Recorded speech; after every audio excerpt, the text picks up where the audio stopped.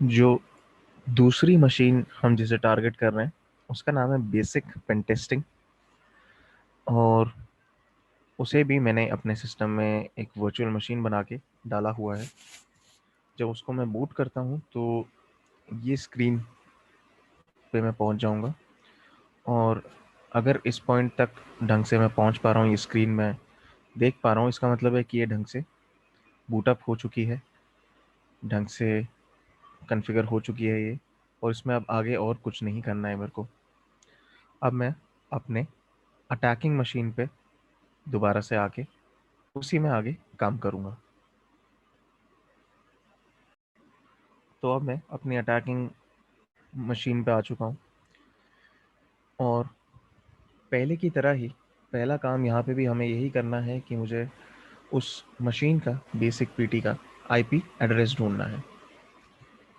तो इसके लिए या तो मैं नेट डिस्कवर का इस्तेमाल कर सकता हूँ जैसे कि हमने पहले देखा था, और एक और तरीका है ये चीज़ करने का, तो इस बार वो देख लेते हैं। मैं इस बार nmap का इस्तेमाल करूँगा और एक पिंग स्वीप करूँगा। पिंग स्वीप मतलब कि एक पिंग स्कैन जो कई सारे आईपी एड्रेसेस के लिए चल रहा है। तो मेरा जो आईपी है, जिस नेटवर्क रेंज में है, टारगेट मशीन का भी आईपी उसी नेटवर्क रेंज में होगा। तो मैं उस पूरी नेटवर्क रेंज में एक पिंग स्वीप कर दूंगा, जितने भी आईपीज हैं वहाँ पे सारे पिंग कर दूंगा, और उससे मुझे पता चल जाएगा कि कितने आईपीज वहाँ पे एक्टिव हैं। तो इसको करने का तरीका ये है, nmap hyphen capital P, sorry,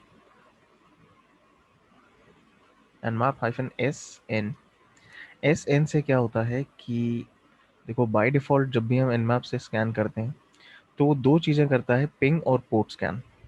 S N से मैं उसको कह रहा हूँ कि पोर्ट स्कैन मत करो। हाइफन एस से हम स्कैन टाइप्स डिफाइन करते हैं, port scan types. S N अगर मैं दे दूँ इसका मतलब कि पोर्ट स्कैन डिसेबल कर दो, और अगर मैं पोर्ट स्कैन डिसेबल करता हूँ इस तरह से, इसका मतलब ये होता है कि मैं सिर्फ पिंग करना चाहता हूँ। और अब मैं आईपीज़ की रेंज बता दूंगा।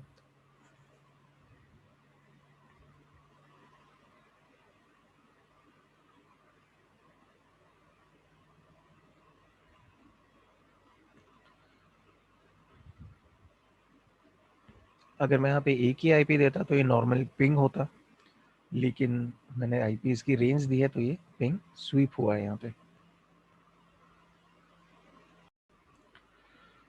तो ऑलरेडी जो है ये पिंग स्वीप के रिजल्ट्स आ गए हैं, और इसमें इसने 4 होस्ट अप दिखाए हैं, यानी कि 4 आईपी एड्रेसेस ऐसे हैं जहाँ से रिस्पांस मिला है। सबसे पहला है 10.0.2.1।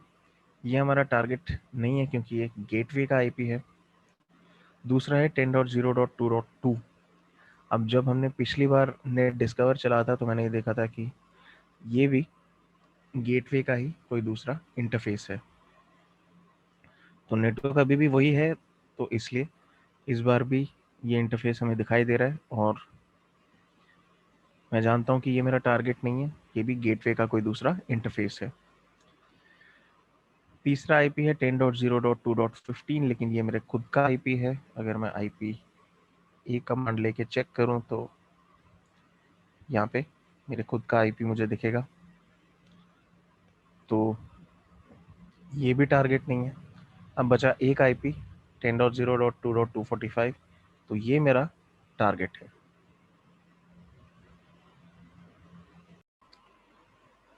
तो अब हम इसी आईपी को लेके आगे बढ़ते हैं और उस पर कुछ स्कैन्स करते हैं। तो सबसे पहले एक बेसिक स्कैन करते हैं, जिसमें मैं कोई ऑप्शंस यहाँ पे स्पेसिफाई नहीं कर रहा हूँ। तो ये बाय डिफ़ॉल्ट 1000 सबसे कॉमन पोर्ट्स को स्कैन करता है, और इस स्कैन से यहाँ पे हमें दिख रहा है कि 3 ओपन पोर्ट्स हैं 1000 में से, 21, 22 और 80। एफटीपी, एसएसएच और एचटीटीपी वाली सर्विसेज जो हैं इन पोर्ट्स पे चल रही हैं। और अक्सर जब हम देखते हैं स्कैन रिजल्ट्स, तो यही 2-3 जो पोर्ट्स हैं ये ओपन होते हैं। एक बार इसका कुछ कंप्लीट स्कैन भी देख लेते हैं सारे पोर्ट्स के लिए, ताकि कोई पोर्ट यहाँ पे मिस ना हो जाए अगर वो ओपन हो।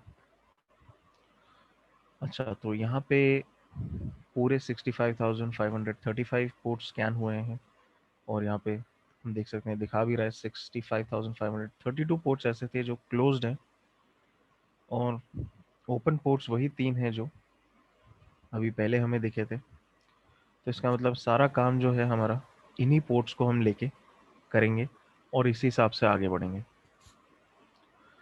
तो नेक्स्ट स्टेप यहाँ पे ये है कि हम और स्कैन्स चलाएंगे, और ज़्यादा इन्फॉर्मेशन लेंगे, और ज़्यादा डिटेल्स लेंगे इस सिस्टम के बारे में, और फिर इसको जाके एक्सप्लॉइट करेंगे।